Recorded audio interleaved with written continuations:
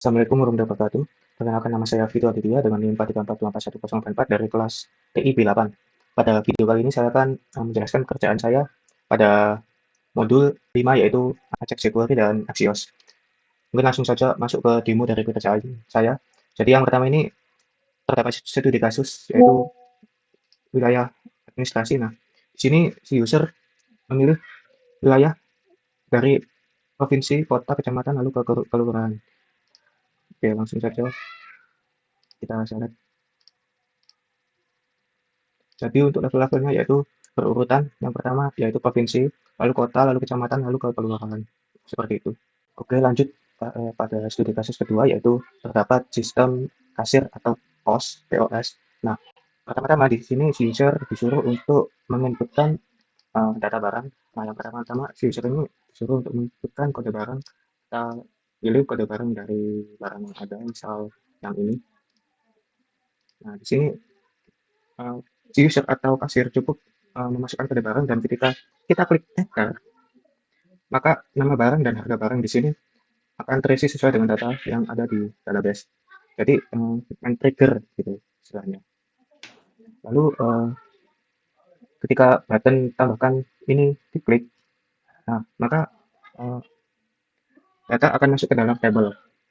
Nah, bagaimana jika tidak ada barang di sini diklik? Nah, maka button tambahkan ini hanya aktif ketika barang ini ditemukan saja. Nah, bagaimana jika kita menginputkan nama kode barang yang tidak ada, misal ini kita menginputkan, nah, maka ada notifikasi kode barang tidak terdaftar. Oke, kita akan mencoba menginputkan lagi. Kita klik enter. Nah, kita masukkan jumlahnya. Kita klik enter. Nah, di tabel ini si user atau si kasir itu bisa mengganti jumlah dari barang tersebut. Kita bisa mengganti dan juga kita bisa menghapusnya. Lalu kita mencoba untuk bayar sekarang. Nah, dapat notifikasi bayar.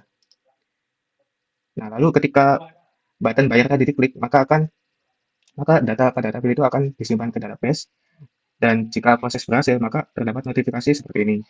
Nah, notifikasi ini menggunakan SBAL2. Nah, nantinya saya akan jelaskan. Nah, jika sudah berhasil, maka data yang pada tabel itu akan kosong. Seperti itu. Oke, masuk ke pembahasan kodenya. Nah, sebelum masuk ke pembahasan Ajax dan aksesnya, saya di sini ingin menunjukkan dulu bagaimana root yang saya susun ini. Nah, di root ini saya menggunakan prefix untuk mengelompokkan semua endpoint API agar URL itu bisa tersusun rapi. Nah, untuk wilayah ini, semua endpoint itu diawali dengan API provinsi, API kabupaten, API kecamatan, API kelurahan. Nah, masing-masing itu saya beri name ini supaya di sisi view itu bisa memanggil dengan helper crowd tanpa URL gitu. Nah, untuk di post atau kasir ada dua endpoint, yaitu get dan post. Nah, get ini untuk pencarian barang, lalu post ini untuk menyimpan transaksi. Oke, yang selanjutnya yaitu saya buat wilayah controller. Nah, pada wilayah controller ini tugasnya yaitu menerima request dari klien. Nah, mengambil data dari API eksternal menggunakan HTTP GET ini, bawaan Laravel. Nah, lalu mengembalikannya ke klien dalam format JSON ini. Nah, jadi alurnya itu klien minta data, nah, controller fetch ke API eksternal, lalu balik ke klien pakai response JSON ini. Nah, response JSON inilah yang nantinya itu diterima oleh sukses callback di Ajax atau dan di Axios. Yang selanjutnya yaitu bagian view dari wilayah tadi. Nah, sekarang ini masuk ke bagian Ajax-nya. Nah, saya materi tadi, untuk load data provinsi, saya gunakan Ajax ini, Ajax Square ini. Nah, saya bungkus dalam fungsi load provinsi yang langsung dipanggil saat halaman selesai dimuat. Di dalamnya ini ada method get. Jadi URL-nya itu mengarah ke root API provinsi yang tadi sudah saya definisikan. Dari provinsi tadi, lalu selanjutnya yaitu pengisian load kabupaten, kecamatan, dan kelurahan. Nah, untuk pengisian kabupaten, kecamatan, dan kelurahan ini saya beralih menggunakan Axios. Nah, ini sekaligus menunjukkan perbandingan antara Ajax dan Axios dalam satu halaman yang sama ini. Nah, cara kerjanya yaitu setiap select provinsi berubah, event on change ini akan men-trigger fungsi yang memanggil Axios get ini ke endpoint kabupaten dengan ID provinsi yang dipilih. Nah, pola ini sama persis untuk kecamatan dan kelurahan. hanya berbeda endpoint dan select targetnya.